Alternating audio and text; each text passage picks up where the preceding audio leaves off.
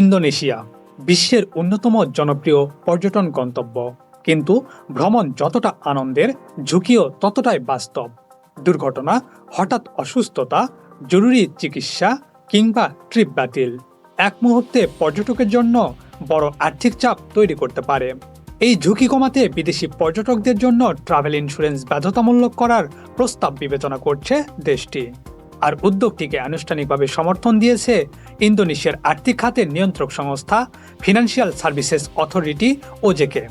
ওজেকের insurance, guarantee ও pension fund তদারকি বোর্ডের প্রধান ওগি প্রাস্তমিয়ানো বলছেন, এই ইন্স্যুরেন্স কাভারেজ দুর্ঘটনা, জরুরি স্বাস্থ্যসেবা এবং অপ্রত্যাশিতভাবে ভ্রমণ বাতিল হলে পর্যটকদের সুরক্ষা দেবে।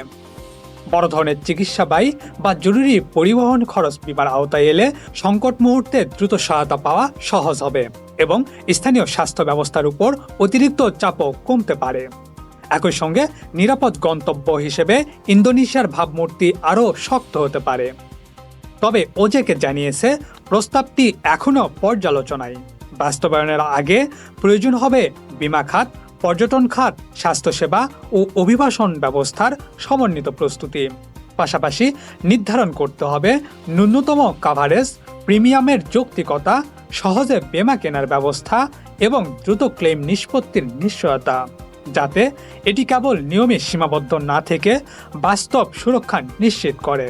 নীতিটি কার্যকর হলে পর্যটক সুরক্ষায় ইন্দোনেশিয়া আরও আধুনিক ও দায়িত্বশীল গন্তব্য হিসেবে এগিয়ে যাবে এবং বিমা শিল্পেও তৈরি হতে পারে নতুন বাজার ও উদ্ভাবনের সুযোগ। Rajkiran Das, insurance news BD.